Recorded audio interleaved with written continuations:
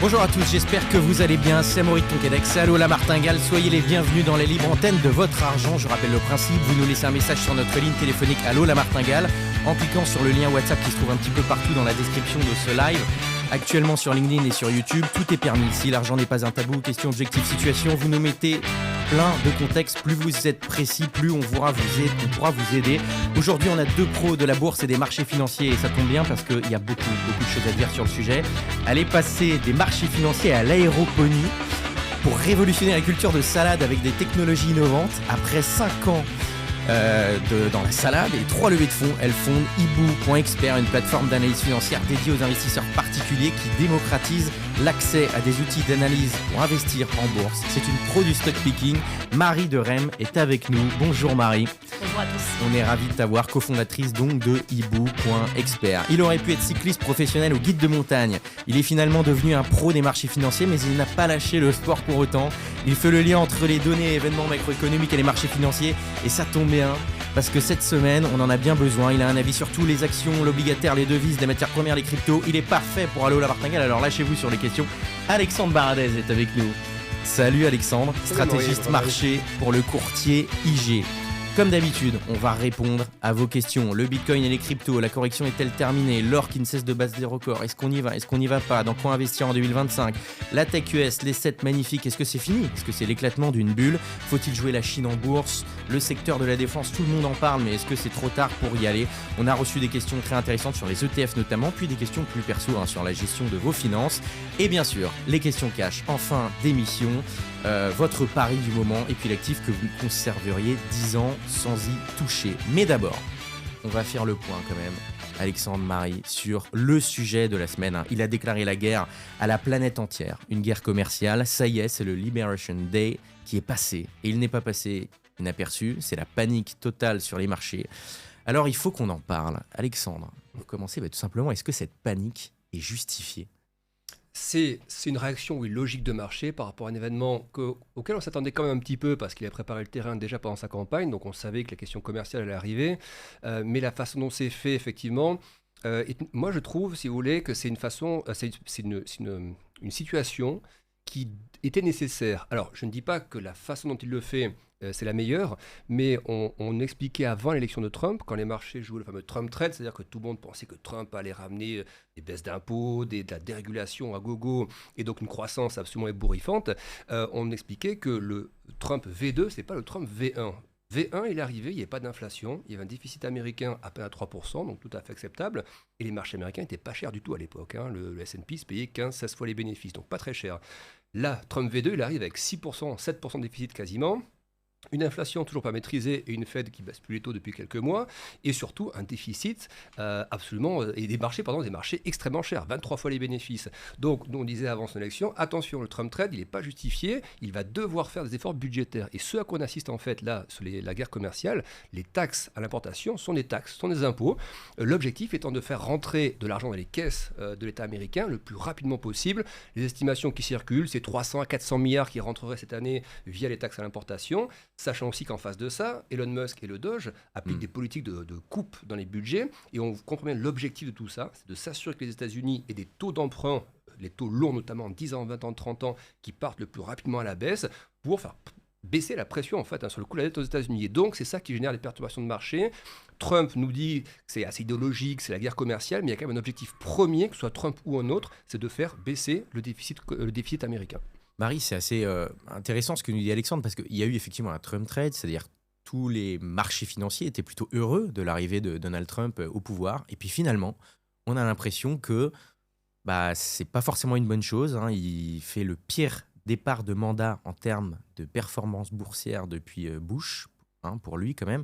Comment est-ce qu'on peut l'interpréter? Est-ce qu'un départ de mandat comme ça, on parle de quelques semaines, est-ce que ça donne la couleur pour la suite, ou alors c'est le genre de statistique qu'il ne faut pas vraiment regarder parce que chaque situation est un peu exceptionnelle?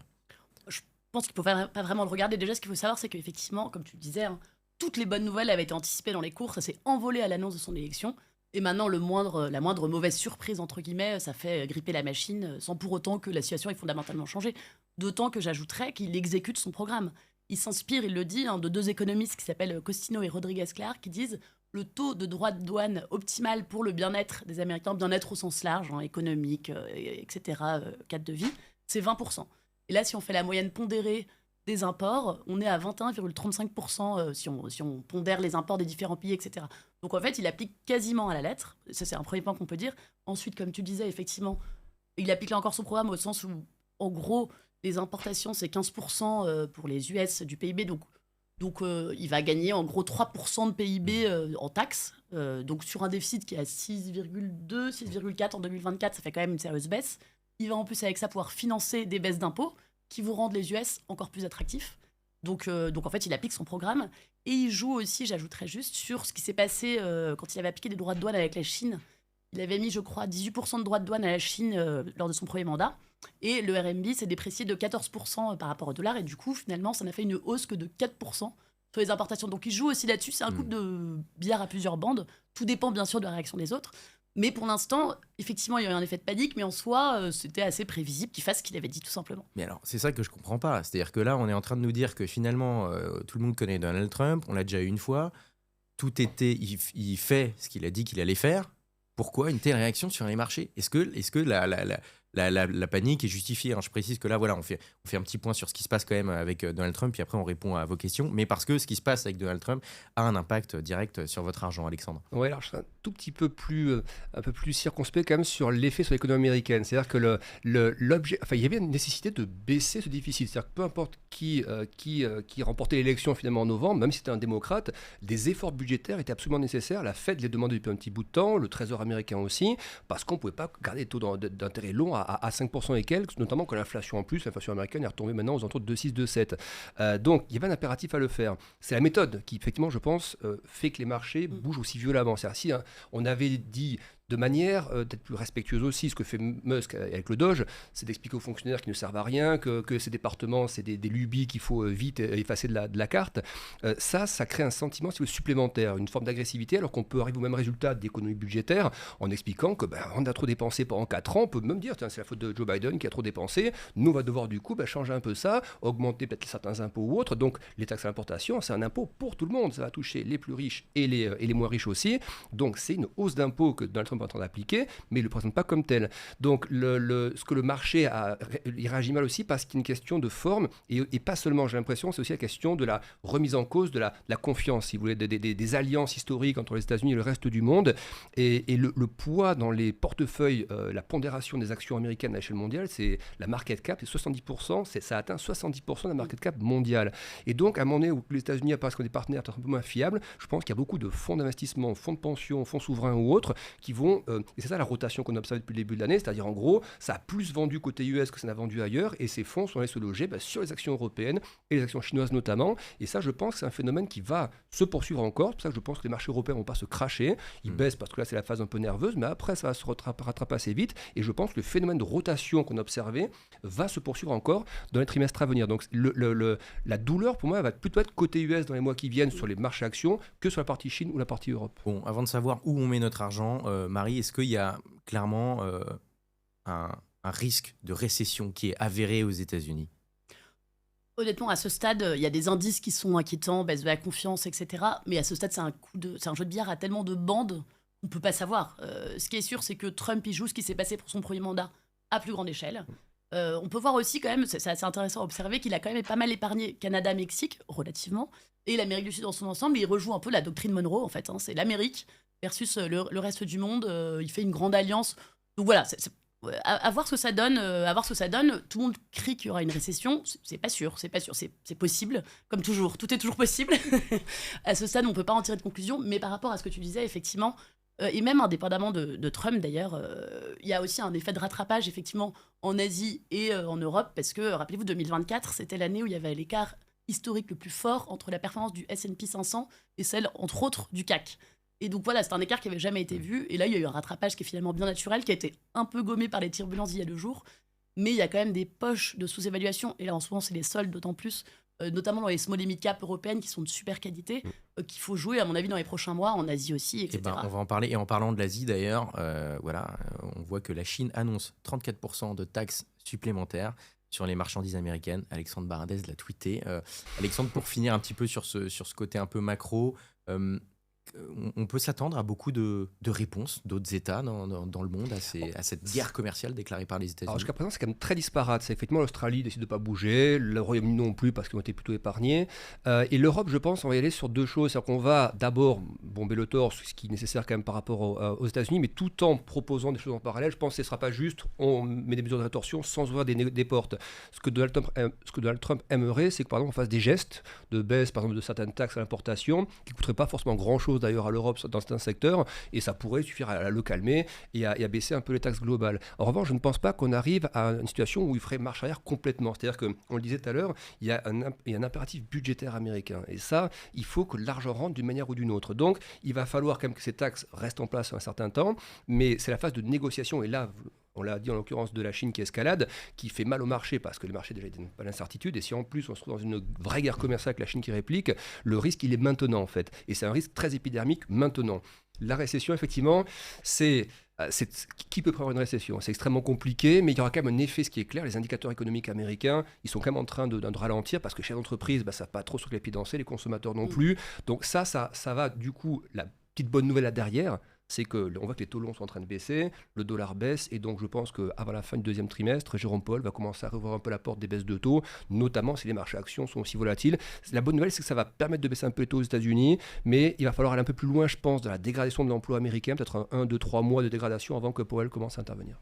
Bon, et puis c'est assez intéressant parce que certains disent que finalement, cette hausse des taxes va pas forcément s'appliquer directement aux consommateurs américains, mais c'est plutôt les entreprises qui vont le prendre pour elles, sans forcément monter les prix. Et dans ces cas-là, ça ferait pas forcément d'inflation et Donald Trump pourrait récupérer de l'argent pour les États américains sans la prendre directement aux consommateurs. Donc ça, si ça se passe comme ça, il pourrait réussir son pari, quoi, en gros, pour finir là-dessus, Marie. Non, mais effectivement, je pense qu'ils jouent là-dessus, les entreprises et l'effet devise aussi sur lequel ils misent, même si pour l'instant, le peso mexicain a plutôt augmenté par rapport au dollar. Donc, enfin bon, à voir. On est encore trop tôt pour voir vraiment ce qui va se produire. Pour rebondir sur ce que tu disais, pour l'Europe, effectivement, je pense qu'on va pouvoir tenter. Déjà, on bombe le torse, ça c'est sûr. Bon, pourquoi pas, il nous reste ça. Après, le truc, c'est que Trump considère que la TVA est un droit de douane pour l'Europe. Et donc là, on a très peu de marge de manœuvre sur la TVA. Donc effectivement, il y aura sans doute des accords négociés. Peut-être que les constructeurs automobiles allemands pourront négocier des trucs en disant on va acheter de la défense américaine, ce qui ne nous arrange pas en France, mais voilà. Donc peut-être des trucs au cas par cas.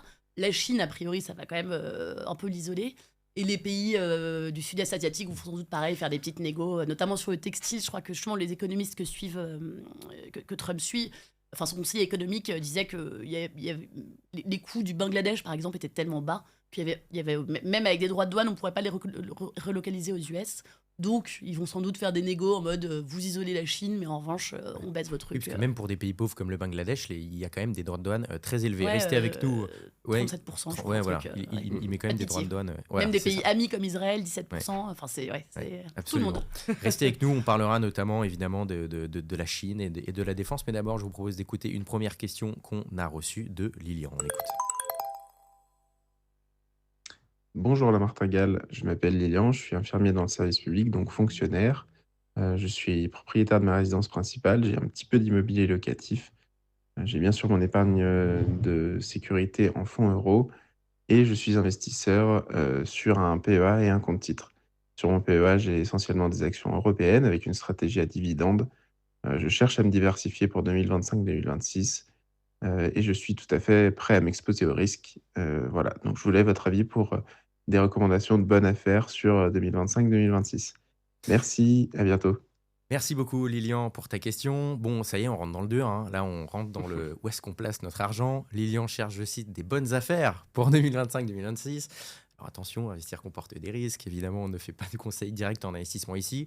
Mais qu'est-ce qu'on peut dire à Lilian? Là, maintenant, en gros, si je résume un peu la situation de Lilian, c'est qu'il est prêt à investir en bourse, à prendre relativement de risques. Il est jeune, il a l'air d'être plutôt long terme.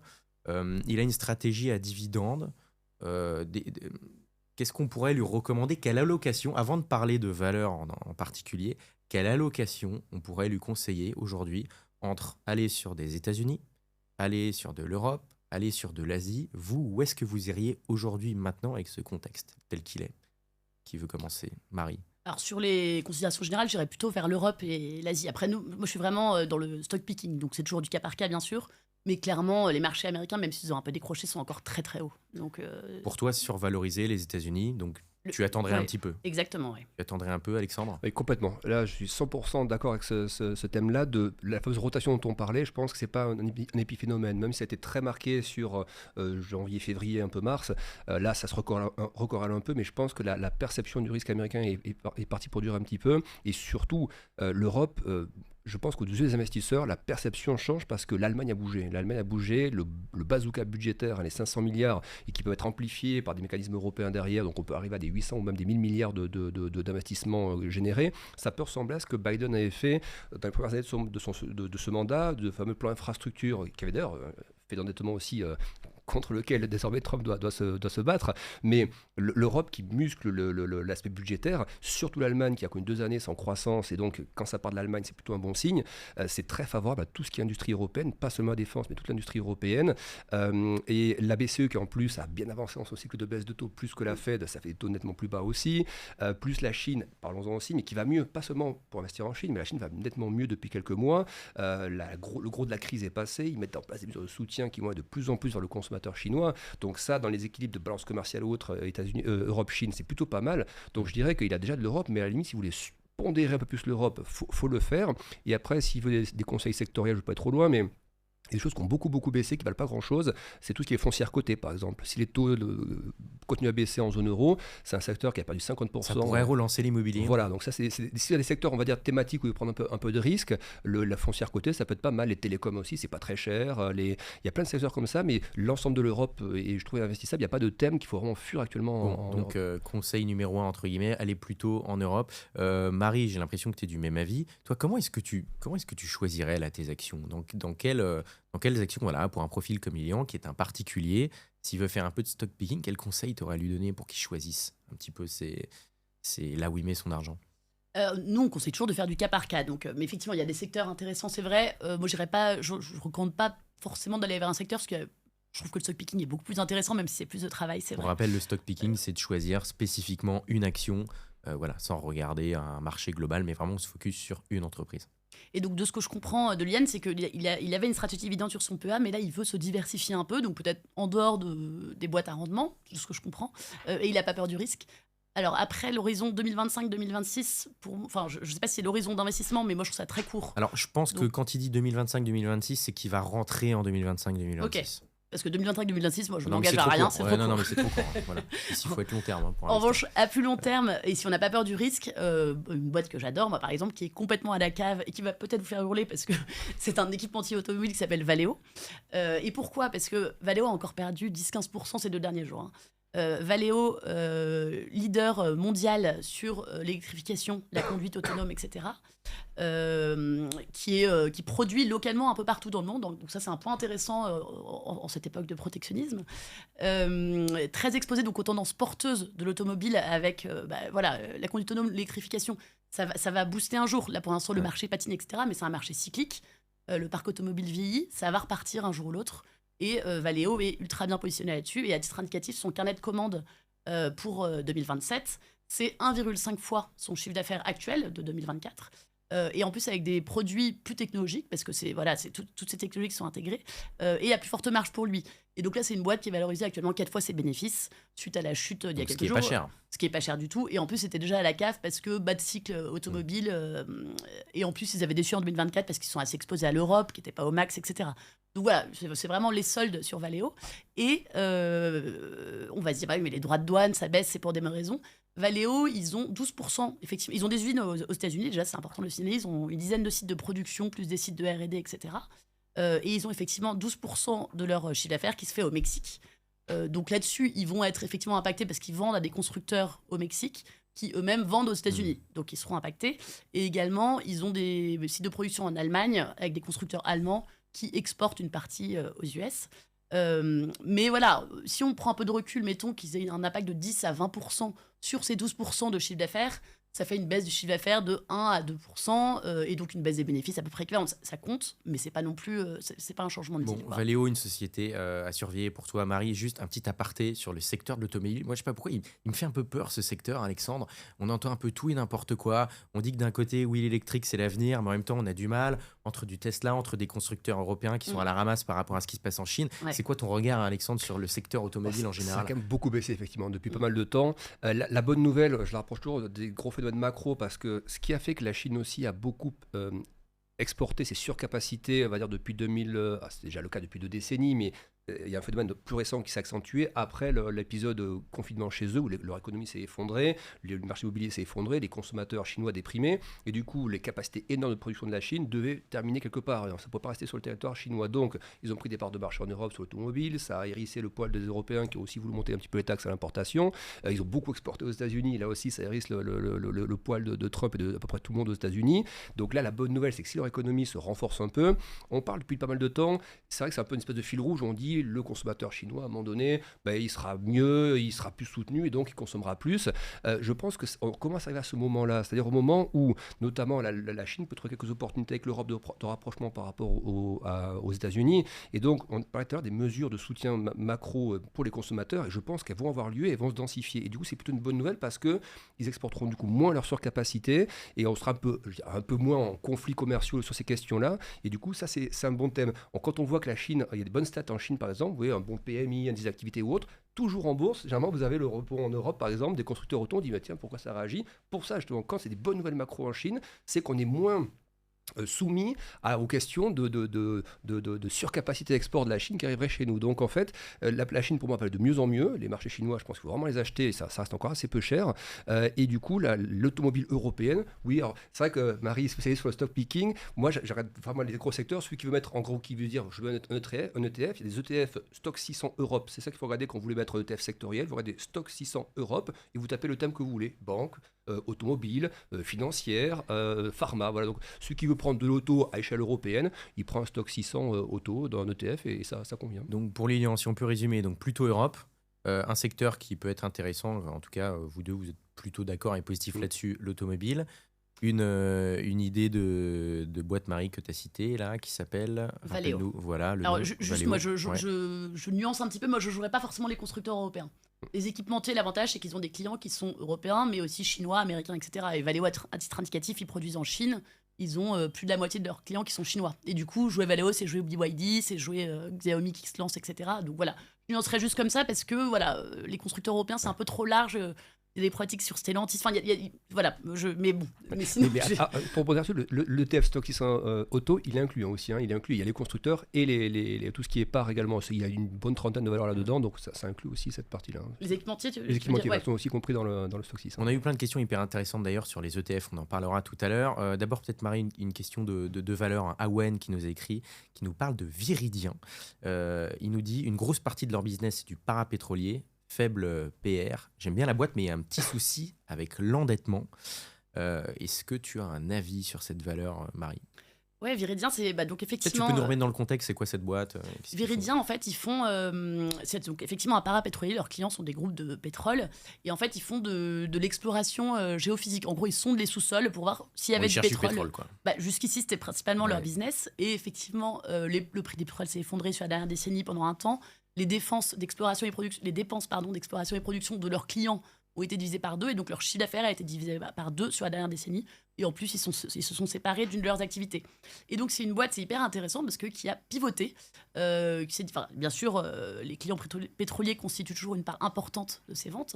Mais ils se sont dit, voilà, il faut qu'on pivote parce que c'est pas forcément l'avenir, le fossile. Et donc, ils sont en train de changer de stratégie. Ils ont investi massivement, en fait, pour leur métier. Ils ont développé, ils ont une puissance de calcul complexe qui est très forte. Et donc, ils sont en train de se réorienter. Ils ont beaucoup investi dans les calculs qui nécessitent une énorme puissance. Ils font partie des 15 plus grands dans le domaine dans le monde. Hein. Donc, c'est assez impressionnant. Ils sont en concurrence avec des Alphabet, des Microsoft, etc. dans ce domaine. Et donc, voilà, ils veulent s'imposer sur ce marché. Ils sont dans les 15 plus gros mondiaux. Le défi, c'est que face à des géants comme les Américains, en termes de distribution, etc., ils ne seront pas forcément aussi bien positionnés. Mais en même temps, ils ont un super produit, une super expertise, etc. Donc moi, je trouve que c'est une boîte qui est hyper intéressante, très spéculative également. Ça a pris 20-25% depuis le début de l'année, donc ça va bien monter, donc je n'aurais pas forcément recommandé à ce moment-là après Naughty Fortos. Ça vient de reperdre 15 à 20% dans les 2 derniers jours, donc pourquoi pas, mais c'est très très Ouais. Donc voilà. C'est bien de le préciser.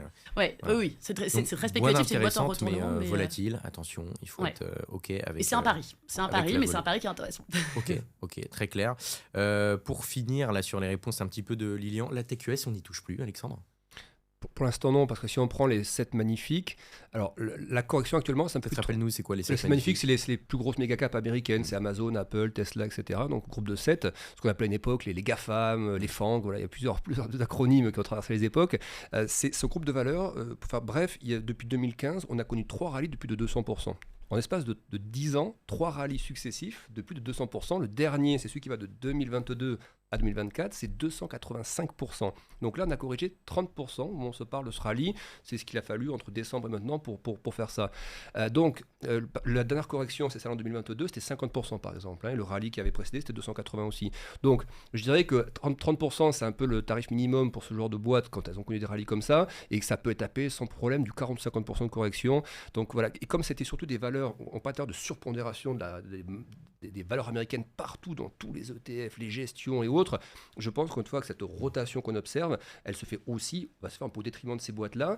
Mais la bonne nouvelle, c'est qu'elles n'étaient pas, certaines n'étaient pas forcément excessivement chères avant ce mouvement de correction. Il y avait des boîtes, on a tous tendance à penser que c'est du 70 fois, 80 fois les bénéfices. Oui, les Tesla, effectivement, encore très chers, mais des Meta, c'est beaucoup moins cher. C'est à peine de 25, 30 fois les bénéfices, ce qui n'est pas gigantesque pour ce genre de boîte. Donc, les valos redevaient intéressantes, mais je ne pense pas que ce soit encore le moment de piquer dedans parce que cette rotation ne paraît pas terminée.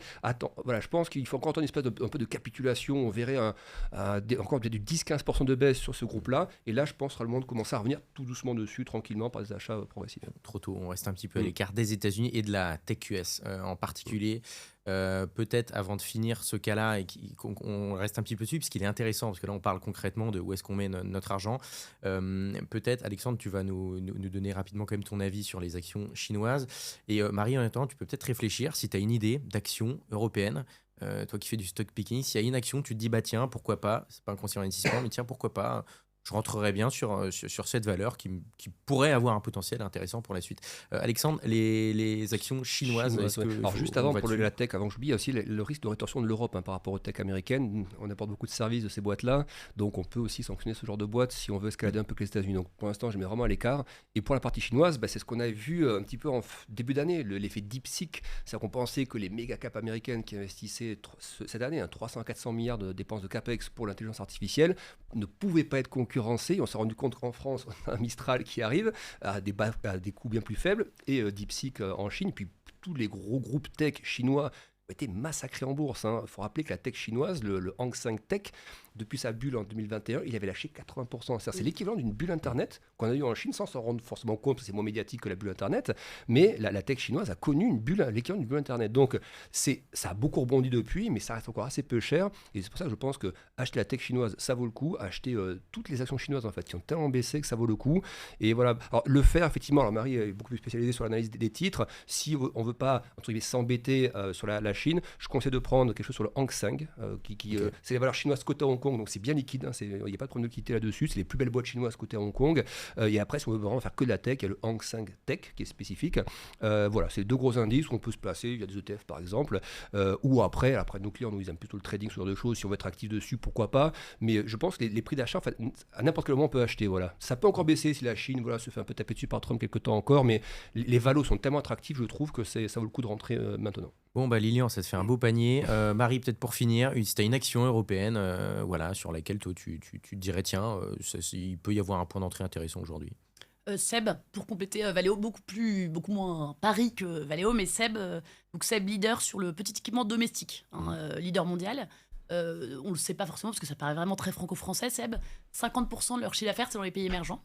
Donc c'est quand même pas mal comme donc on peut s'exposer à l'émergent aussi en achetant du Seb. En fait. Complètement. Et d'ailleurs, il y a exactement. Et c'est une manière de jouer la Chine, les émergents et également l'Europe. Et du coup, c'est canon pour eux parce que Dans les pays, entre guillemets, plus riches, il y a un retour vers le fait maison, donc on aime bien s'équiper, etc., dans la cuisine. Et dans les émergents, il y a quand même une augmentation au global, en tendanciel, du niveau de vie. Et donc des gens qui accèdent à la consommation. Et donc des deux côtés, ils ont des moteurs de croissance. Et si ça va moins bien d'un côté, ça peut aller bien de l'autre, etc. Et c'est une boîte qui est très solide sur le plan bilanciel. Un chiffre d'affaires en moyenne sur la dernière décennie qui a augmenté de plus 7% par an. Un dividende qui est en hausse continue, hors Covid, en hausse continue chaque année. Depuis 20-30 ans. Enfin voilà, donc super belle boîte, pas chère en ce moment parce qu'il y a eu des craintes sur la Chine, etc.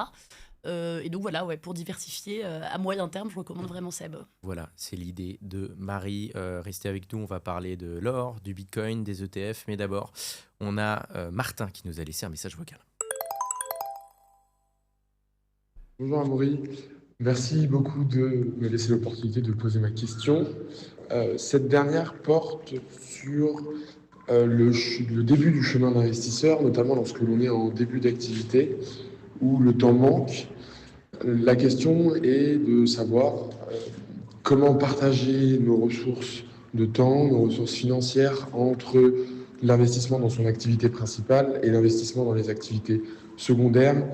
Est-ce le moment de prendre des risques et de ne pas forcément suivre une stratégie précise, ou alors de se concentrer sur l'apprentissage et de ne pas investir, mais au détriment de son activité principale?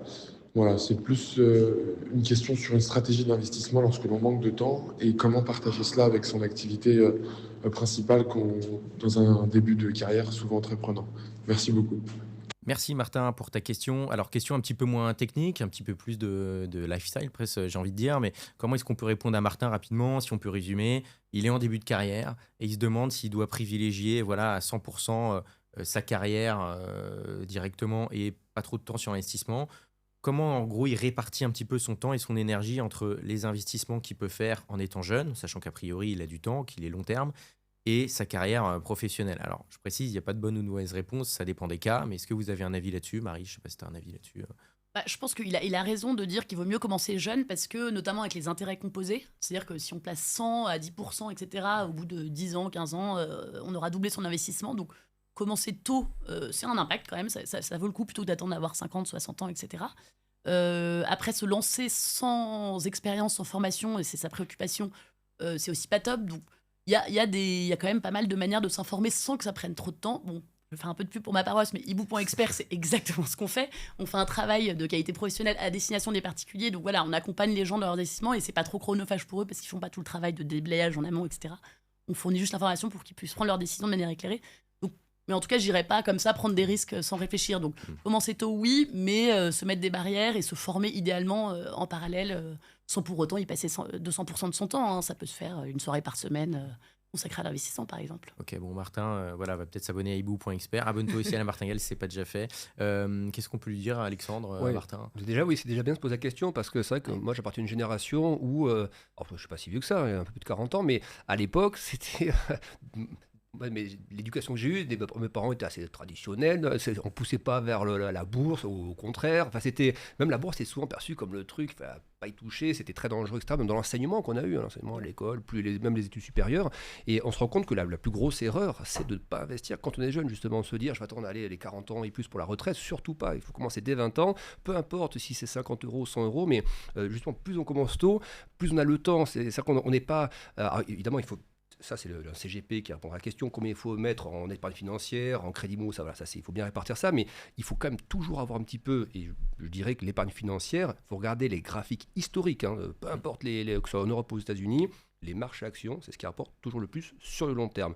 Par rapport à l'immobilier, par rapport à l'or, par rapport à les actions, c'est être exposé. Par contre, c'est ça la question aussi qui pose. C'est est-ce que j'achète quelques actions particulières? Alors, effectivement, il faut des services spécifiques. Et il y a la réponse facile, mais qui n'est pas une réponse par défaut pour botter en touche. Dire, par exemple, on prend... Pourtant, nous, on ne fait pas de TF chez IG, donc je ne suis pas rémunéré pour dire ça. Nous, nos clients, ils trade, ils aiment être long, short, avec effet de levier, etc. Mais ceux qui veulent s'exposer au marché, ils prennent un ETF sur l'Europe, un ETF sur les émergents, un ETF sur le monde. En 10 ETF, dans un petit portefeuille qu'on regarde où on a envie ou si on n'a pas envie, il est exposé à l'économie mondiale et aux plus belles entreprises mondiales. Donc c'est déjà par ça qu'il faut commencer. Et après, effectivement, selon le temps qu'il se pose, s'il veut aller creuser une telle stratégie, faire du trading par exemple, ce qui est plus chronophage, voilà. Après, chacun a envie de faire. Mais il faut au moins commencer par être exposé déjà aux actions mondiales, parce que dans le temps, la bourse ne fait que monter sur des périodes de longue. Voilà, il nous reste 3 questions et on en aura une d'ailleurs sur les ETF, donc restez avec nous si cette thématique-là vous intéresse. Voilà ce qu'on peut dire à Martin, en gros, c'est que Martin, expose-toi au marché financier d'une manière ou d'une autre, ETF ou stock picking, mais en tout cas ne le fais pas seul et ne lâche pas ta carrière à côté. Voilà, c'est pas du tout ce qu'on a dit, pas encore. Voilà, tu attends quelques années, mais en tout cas tu peux t'exposer au marché financier à partir du moment où tu es sur le long terme, comme l'a dit Alexandre, a priori sur le long terme, en tout cas pour l'instant, ça a toujours rapporté de l'argent, mais il faut être long terme. On n'est pas à 6 mois ou à 1 an. Il faut être un peu plus... voilà, il faut quand même avoir quelques années devant soi pour être serein. On a Jérémy qui nous a envoyé un message. On va l'écouter tout de suite. Salut Amaury, salut la martingale. Alors, je vous explique un peu ma situation. Donc, j'ai 21 ans, je suis en Master 1 et je suis en alternance. Je économise en moyenne, j'épargne en moyenne 700 € par mois à peu près, ce qui est à peu près beaucoup pour ma situation en tout cas. 700 € par mois, donc j'investis 200 € par mois en ETF, donc 75% ETF MSCI World, 25% pays émergents. Pour moi, je couvre à peu près toute la planète, à peu près. 100 € en DCA Bitcoin, parce que c'est une conviction sur le long terme, et le reste, donc on va être entre 300 et 400 € à peu près, pour un projet IMO. Ma question c'est, pendant encore 1 an et demi, j'ai mon contrat avec l'alternance, après je voudrais montrer mon entreprise, mais j'aimerais pouvoir acheter de l'immobilier. Donc cet argent que je mets tous les mois sur un livret A, bah en fait, niveau intérêt, il ne me rapporte pas énorme. Donc, vu que mon projet IMO que j'aimerais se passerait théoriquement dans 2 ans, 3 ans maximum, est-ce que ça vaut pas le coup de mettre l'argent ailleurs ou juste de le laisser sur le livret A? Voilà. Merci Jérémy pour ta question. Alors, beaucoup d'infos dans la question de Jérémy. Si on peut résumer, en gros, c'est quelle alternative au livret A il pourrait avoir, sachant qu'il veut quand même avoir de la liquidité parce qu'il veut se lancer dans un projet IMO dans les 3 ans. Donc, c'est pas simple parce que 3 ans, c'est rapide. Et le livret A, attention, c'est des fonds qui sont garantis, ce qui est très, très rare. Qu'est-ce qu'on peut lui dire? En gros, la question, c'est est-ce qu'il continue à mettre son argent sur son livret A, sachant que le taux a baissé, il est à 2,4 actuellement, il sera à 2% cet été parce que, évidemment, il suit l'inflation et les taux de la Banque Centrale Européenne. Donc, clairement, ça rapporte quasiment rien aujourd'hui. Est-ce qu'il continue à faire ça? Ou alors, est-ce que vous avez une idée d'un placement qui a un risque quand même assez limité, mais qui resterait quand même assez liquide pour qu'il puisse le retirer dans les 3 ans? Est-ce que ça existe? Moi, horizon si court, honnêtement, je conseille de le laisser sur son livret A s'il a un projet IMO. En revanche, je réfléchirais peut-être à sa place à l'abandon du projet IMO. Parce que, voilà, c'est un choix de vie pour le coup, mais à investir plus en bourse et rester locataire, c'est sans doute plus rentable. Après, le projet IMO, c'est aussi c'est aussi un cadre, c'est pas que financier. Mais voilà, non, sinon, pour revenir, si vraiment il a un projet IMO... Non, mais c'est intéressant ce que tu dis. En fait, financièrement, là, on parle que de financier, on ne parle pas financièrement, je recommanderais de renoncer à ce projet IMO et d'investir tout. Voilà, les retours sont plus élevés. Donc, jeune aujourd'hui, tu lui dis, si c'est financier, je parle en temps... Purement financier, pas humain. Pas humain, pas de projet perso, on va dire. Là, tu dis, moi, entre l'immobilier et la bourse, allez en bourse. Bah ouais, mais ça correspond à ce que disait Alexandre. Hein. Historiquement, c'est toujours ce qui a monté le plus. C'est plus facile à gérer en plus parce que l'IMO, si on fait du locatif, il faut trouver le locataire, il faut faire des travaux, etc. Et après, bon, c'est une conviction personnelle, mais je trouve que l'IMO est à un niveau très élevé. On a une démographie qui diminue. Donc, bon, c'est impossible de faire ce genre de prédiction, mais je suis pas convaincue que les arbres atteignent les cimes en IMO. Donc, effectivement, ça a un petit peu baissé ces derniers temps, mais pas non plus tant que ça. Donc, c'est pas forcément... voilà. Après, si c'est à titre personnel pour s'installer, ça, c'est autre chose. Okay. C'est... Alexandre, pour répondre à Jérémy. La chose, sur un horizon comme ça de 2-3 ans, il n'y a aucune garantie effectivement que les marchés, si on est sur une phase un peu latérale ou autre, Et même si maintenant avec la bourse. Même pas dans les Non. obligations? Non, parce qu'en fait, le livret, il est défiscalisé. Même s'il veut faire, imaginons une assurance vie, par exemple, il ouvre, même sans frais d'entrée, il met sur du fonds euro, par exemple, qui peut rapporter allez, entre 2 et 3%. S'il ressort donc avant les 8 ans, il y aura une fiscalité sur les intérêts, donc il se retrouve en net, même probablement moins que sur son livret A. Il y a des dispositifs monétaires, mais c'est à peu près des niveaux similaires et qui sont fiscalisés. Donc non, pour des horizons aussi courts, alors tout dépend des sommes qu'il a aussi, mais si effectivement ça ne dépasse pas le plafond d'un livret A, il n'a aucun intérêt à toucher cette liquidité, il faut la laisser sur le livret A. Et très rapidement, tu es du même avis que Marie sur si on est jeune, purement investissement. Je parle purement sous l'angle investissement entre IMO et bourse. Oui, parce que c'est le rendement locatif en tant que tel, on le voit aujourd'hui, le rendement locatif, c'est 2-3% net, donc c'est pas énorme. C'est effectivement certaines contraintes. Si on délègue cette gestion, c'est aussi des frais supplémentaires. Donc oui, effectivement, moi j'ai une très faible appétence pour l'immobilier, c'est personnel, mais voilà, je trouve ça beaucoup plus liquide et plus simple d'aller sur les actifs financiers. Et encore une fois, parce que c'est question de statistiques historiques. La statistique historique montre que les actifs financiers se valorisent toujours plus dans le temps que n'importe quel actif immobilier. Bon, et ben ça tombe très bien parce qu'on passe tout de suite à la question de Guillaume sur les ETF. On l'écoute. Salut Amaury et salut à toute l'équipe, c'est Guillaume de Perros, j'espère que vous allez bien, merci pour l'émission. Moi je pensais à un truc concernant les ETF, un ETF qui est censé répliquer un indice et sa composition, est-ce qu'il ne serait pas intéressant de se positionner sur des valeurs qui sont aux portes de certains indices, type CAC 40 ou autres, pour profiter en cas d'ascension vers l'indice, dans l'indice, profiter des flux massifs de liquidités générés par ces ETF et du coup profiter voilà, de plus-value boostées grâce à la popularité des ETF. Je te remercie. Merci beaucoup Guillaume pour ta question qui nous envoie un message de Perros Guirec, voilà, qu'on salue, très belle, la côte de Granit Rose. Ah bah voilà, en plus on a quelqu'un, voilà, Marie qui connaît aussi la région. Salut les Côtes d'Armor et voilà, et tous les Pérosiens. Merci Guillaume. Et les Trigastellois. Et les Trigastellois évidemment, évidemment, absolument. Voilà, on salue tout le monde. Elle est intéressante la question de Guillaume parce que on peut peut-être commencer par rappeler ce qu'est un ETF. En gros, un ETF, on fait pas de stock picking, c'est-à-dire au lieu de chercher la valeur, on va acheter un peu la botte de foin dans laquelle potentiellement on va avoir quelques aiguilles qui vont bien évoluer, si on peut imaginer ça comme ça. La question de Guillaume, en fait, c'est de se dire, aujourd'hui, il y a tellement de volume, tellement d'encours derrière les ETF, c'est de plus en plus à la mode. Est-ce que finalement, si on arrive à repérer certaines actions avant qu'elles rentrent dans un ETF, est-ce que ça peut être intéressant de faire un stock picking, c'est-à-dire de dire, ok, moi j'achète cette valeur, mais en ayant uniquement comme pur critère de se dire, je pense qu'elle va rentrer dans un ETF, donc son cours va monter. Est-ce que Alexandre, c'est un truc qui peut marcher ou alors c'est... Alors oui, s'il a le nez creux, oui, effectivement. La question, c'est est-ce que si la valeur intègre un indice, surtout, c'est ça, parce que l'ETF, souvent, il réplique un indice, en fait, l'ETF.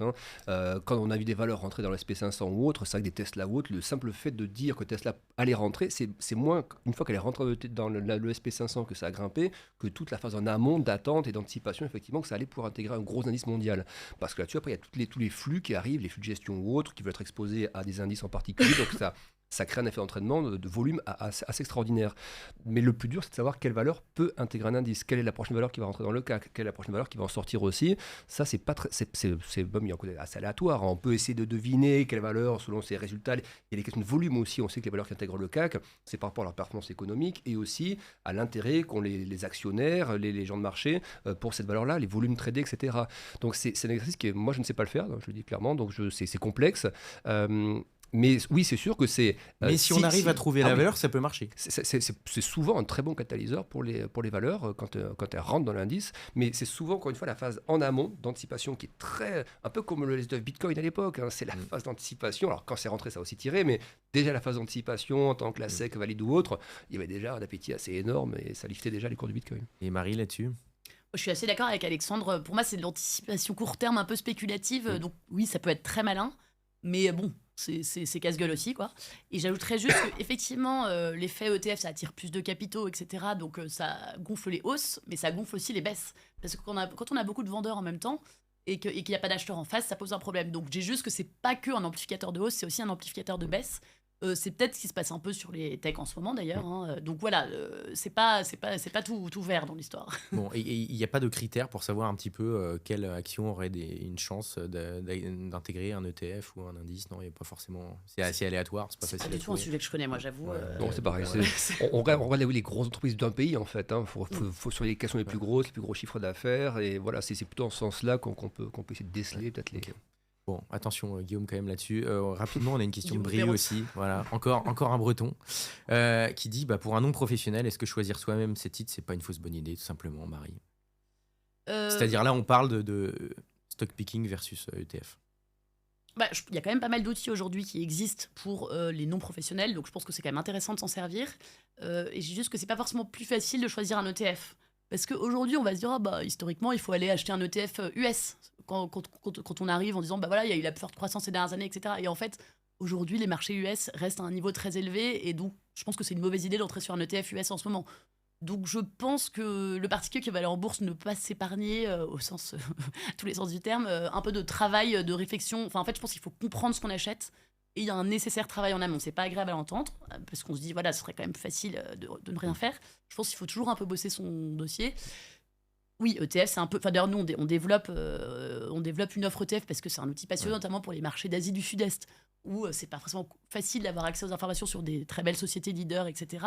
Et donc, acheter un ETF sur tel ou tel marché, c'est génial parce qu'on joue le marché sans pour autant creuser entreprise par entreprise. Mais il faut quand même regarder en amont quelques grands indicateurs. Et donc, ça, c'est un travail que personne ne peut s'économiser, quoi. Alexandre, je complète juste la question rapidement pour toi. Il dit tous les meilleurs professionnels des marchés financiers misés sur les USA, particulièrement les small cap pour 2025. Résultat, baisse brutale et massive. Rester sur des fonds au sens large, OPCVM, ETF, SICAV, ne serait-il pas le seul moyen d'épargner efficace pour un particulier? Oui, celui qui. C'est même les pros de la finance, les gestions actives, celles qui arrivent à surperformer les indices, il n'y en a pas tant que ça. Plus de la moitié des gestions, donc des pros de la finance, ne surperforment pas le CAC. La fameuse étude Spiva. Voilà, c'est quand même très compliqué de faire mieux que les indices. Donc soit effectivement on veut les répliquer, on se contente de ça, ce qui est déjà très très bien. Et effectivement, c'est vouloir, par exemple, on parlait des small américaines, effectivement, les small américaines, l'hypothèse d'une récession au début 2025, elle était nulle part.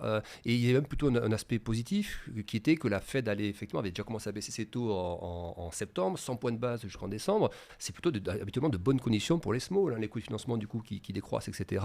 Mais c'était sans compter effectivement l'aspect guerre commerciale haute. Donc oui, tous les indicateurs étaient pas mal orientés pour les small US et finalement ils se prennent un bon 20% de baisse, quasiment bear market depuis quelques mois.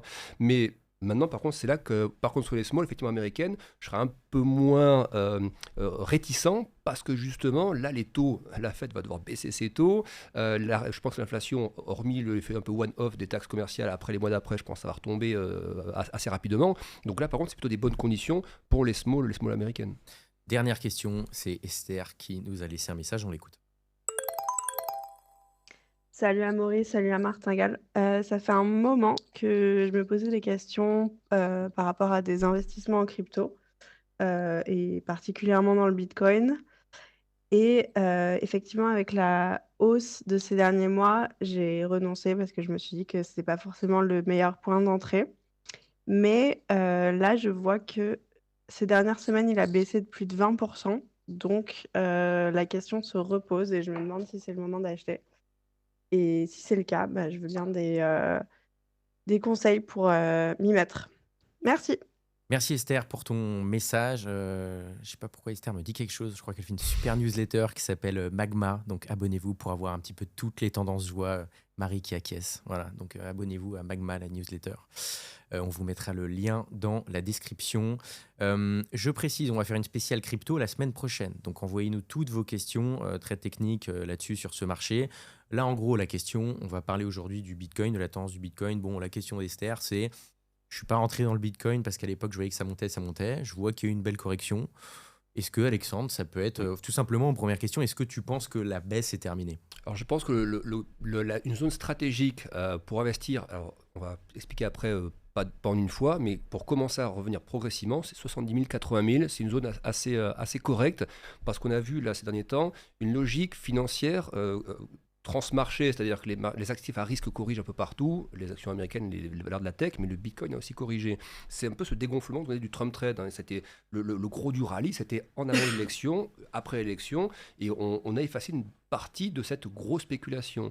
Mais il y a quand même, et au-delà des meme coins ou autres, où ça, que je pense qu'il faut, ça crée une image négative pour le secteur, mais on voit qu'en revanche, si on écarte le phénomène Trump, la SEC, les régulateurs américains, des membres de l'administration américaine et les grosses banques américaines, même au-dessus les Citadel, BlackRock ou autres, parlent tous de tokenisation. Si les géants de la finance américaine, quand on est creux pour le coup d'après, parlent de tokenisation, c'est qu'il y a forcément quelque chose qui va ressortir de tout ça. Donc, je ne dis pas que le Bitcoin sera forcément associé à ça, mais ça restera le premier à jamais, comme l'or reste le métal de référence pour les métaux. Je pense que oui, c'est judicieux. On ne sait pas où est le point bas parfait. On n'aura jamais le point bas parfait. C'est comme pour les marchés, le point haut, le point bas, c'est extrêmement dur. Par contre, quand un actif qui avait surgonflé retrouve des niveaux où on a effacé une bonne partie de la spéculation haussière, où il y a après, et ça pour les marchés, ça compte de plus en plus, des niveaux techniques, d'anciens niveaux, on a hésité, qu'on casse, on retombe dessus, donc des résistances qui viennent des supports, ça compte aussi beaucoup ça pour les marchés, pour les algos ou autres. Et là, on arrive dans cette zone-là. 70 080, c'est une zone qui est, on peut dire, dense d'un point de vue technique. L'aspect spéculatif est bien dégonflé, et donc on peut conseiller, c'est de rentrer, mais par phase. Mettre un peu maintenant, mettre un peu dans le fameux DCA, le Dark Raging. Et ça me paraît être une bonne méthode, de la manière qu'on le conseillerait pour l'or, pour l'argent, pour le cuivre, pour n'importe quel autre actif. C'est pas propre au Bitcoin, c'est une stratégie d'investissement qui est correcte. Et des actifs comme le Bitcoin, oui, ça me paraît encore plus correct. Ouais. Alors, on en reparlera la semaine prochaine, mais évidemment, dans le marché crypto, le Bitcoin a quand même un statut à part entière d'or numérique et qui peut s'apparenter vraiment à une matière première. En tout cas, il est catégorisé comme tel aux États-Unis. Marie, je sais pas si tu as un avis là-dessus. Je sais pas si tu fais un peu de crypto. Non, si je t'ai écouté avec beaucoup d'attention. Ouais. Moi, je fais du DCA sur le Bitcoin, donc je t'écoute Ouais, avec beaucoup d'attention. Et donc, je vais remettre un petit jeton là, de ce que tu me dis. Non, mais voilà, bon, très clair. Donc, spécial crypto la semaine prochaine. Hein, et n'hésitez pas à nous envoyer vos questions. On va passer tout de suite à la question cash. Bon, la question cash. En réalité, vous êtes gâtés, vous en avez deux chacun. La première question, c'est un petit peu, ceci n'est pas un conseil d'investissement, c'est un petit peu la question casino entre guillemets. C'est-à-dire que là, vous avez une somme d'argent dont vous n'avez pas besoin, qui n'est pas celle de vos clients. Il n'y a pas de notion de risque derrière. Là, si vous aviez un pari à faire aujourd'hui, vraiment à court terme, et là, il n'y a pas d'histoire de c'est risqué, etc. Là, c'est vraiment si vous... Voilà, quelque chose qui vous démontre, je dis tiens, là, j'ai un pari à faire. J'ai pas peur du risque. Sur quoi vous iriez, Marie, pour commencer? Je vais un peu me répéter, mais j'irai sur Viridien, notamment, parce que voilà, un pari, un très beau pari, je trouve, même si c'est spéculatif. Et dans la même veine, SMCP, donc SMCP, c'est Sandro, Mage, Claudie Pierlot, donc du luxe abordable, à la cave en ce moment, parce qu'ils sont assez exposés à la Chine et à l'Asie en général. Et également, ils ont un problème d'actionnariat, c'est-à-dire qu'il y a un actionnaire chinois un peu véreux qui est parti avec une partie du capital. En gros, il y a un procès en cours qui est en train de se dénouer. Donc, c'est une boîte, je crois qu'on est à 2 €, enfin en dessous de 3 € en termes de cours. Moi, je pense qu'on va à 8-10 €. C'est spéculatif, évidemment. Et en plus, il y aura peut-être une OPA entre-temps à 5-6 €. Donc, ce genre de pari, je le jouerais. C'est spéculatif, mais très prometteur. Ok, on rappelle une OPA, voilà, c'est une société qui peut être sortie de la bourse. Et en général, il y a une prime qui peut aller de 20-30%. Et donc, les actionnaires, en tout cas, si vous l'avez acheté, en tout cas pas en dessous du prix qu'elle est aujourd'hui, il peut y avoir une plus-value à faire. Le pari, en tout cas, le trade un petit peu d'Alexandre Baranès, ce serait quoi? Alors, un trade qui peut être intéressant, on n'a pas parlé d'ailleurs, c'est le Japon. Le Japon, ça, c'est un indice, donc effectivement, qu'on regarde comme ça, comme un indice autre, mais c'est un indice qui est, il y a quelques mois, qui est revenu sur son sommet historique des années 90. Vous vous souvenez, il y avait une envolée des actions japonaises à l'époque, puis une énorme phase de chute du Nikkei, une période de déflation au Japon, ça n'intéressait plus personne d'avoir des actions japonaises. C'est revenu en grâce depuis 2-3 ans maintenant, et on est revenu sur un graphique très long terme comme ça, on appelle ça un bottom, mais de 30 ans. Et quand on revient comme ça, ce que l'avait fait le Nasdaq par exemple après la bulle Internet, il avait mis, je crois, 15 ans à revenir sur son sommet précédent. Quand on revient comme ça sur un sommet, c'est habituel. Ça ne veut pas dire qu'on va retomber de la même manière, c'est au contraire une preuve de résilience et qu'ensuite des nouveaux records sont à portée de main. Et le Japon, le Nikkei, il est revenu, il a marqué de nouveaux records. Et là, ça fait maintenant 1 an et demi qu'on travaille l'ancien sommet. Donc, c'est ce qu'on appelle une zone d'accumulation. Ça accumule, ça accumule, ça crée la rampe de lancement. et boum, le rallye part. Donc le Japon, en plus avec Trump et autres, ça a reperdu un bon 10-15% depuis le sommet. Donc je pense qu'il y a de très très bons arguments pour entrer long sur le Japon actuellement. Alors ça veut dire quoi rentrer sur le Japon? Partir sur les actions japonaises, ETF par exemple, voilà, on prend un ETF sur le Nikkei, voilà, Nikkei 225, qui est l'indice de référence au Japon, et on va s'exposer à ça. Voilà. Donc toi, ton pari, ce serait de re-rentrer sur le Japon aujourd'hui. Tu penses qu'il y a quelque chose à faire? Très clair. La deuxième question cash. Il fait beau, le soleil revient. Donc là, vous êtes sur une île déserte. Vous enterrez un coffre dans le sable. Ce coffre, vous allez le laisser enterrer pendant 10 ans et vous n'y touchez pas entre-temps. Vous le déterrez dans 10 ans. Quels actifs vous mettez dedans? Vous pouvez en mettre plusieurs. Marie, pour commencer. Moi, je vais encore me répéter, mais je mettrais du Seb et du Valeo. Deux leaders avec des avenirs prometteurs bien répartis dans le monde. Voilà, Seb, Valeo, et je pars me baigner. Ok, très bien, très clair. Non, mais très beau programme. Alexandre? Alors, je mettrais plusieurs choses. Du Bitcoin déjà, j'en mettrais. Du Bitcoin, mais seulement un peu Ethereum peut-être, mais Bitcoin, ça à coup sûr. Je mettrais aussi le secteur des renouvelables. À l'échelle mondiale, pas que Europe ou autre, ça a été massacré depuis 3 ans. C'est un des rares secteurs qui a chuté après 2021-2022. Il y a une espèce de bulle post-Covid, ça a chuté. Et en plus avec Trump derrière qui arrive, voilà, plus personne n'y touche, c'est radioactif. Pour autant, la transition, qu'on le veuille ou non, elle sera là, elle va nous accompagner, transition climatique, énergétique ou autre. Et donc, ces valeurs aujourd'hui, pour faire la transition, il faut des valeurs du secteur. Donc, même certaines sont moins rentables, pas encore rentables ou autres, peut y avoir des concentrations, des acquisitions, etc. Donc, ça vaut plus rien aujourd'hui en bourse. Donc, ça, j'en mettrai assurément. Des foncières cotées, je l'ai parlé tout à l'heure, ça c'est pour le bon coup. Ça vaut tellement peu cher aussi qu'il faut en mettre, je pense, un petit peu. C'est plus que des coûts, c'est tellement peu cher, ça ne peut que remonter. Et après, je mettrai des choses, on parle de la transition, des métaux qui vont rester nécessaires. Le cuivre, par exemple, je pense que par rapport aux éléments de production, de stock ou autre, le cuivre, c'est le cuivre, l'argent, voilà, ces métaux-là, j'en mettrai dans mon petit coffre et j'irai me baigner aussi. Bon, très bien. Bon, il va falloir venir à plusieurs pour déterrer le coffre d'Alexandre parce que là, il est lourd. Il y a beaucoup de choses à l'intérieur. Mais très clair, écoutez, c'est très, très cool. Ça nous fait plein de bonnes idées. Merci beaucoup d'avoir été avec nous. Marie de Resp, cofondatrice de Hibou.expert. Si vous nous écoutez, Hibou, c'est HIBOO.expert, comme un expert. Alexandre Baralez, stratégiste marché pour le courtier IG. Continuez à nous envoyer vos questions. Je le disais, la semaine prochaine, on va faire une spéciale crypto. Donc, toutes les questions que vous avez, notamment sur l'Ethereum, là, on l'a abordé rapidement, mais on en parlera évidemment la semaine prochaine. On va voir si ça peut repartir.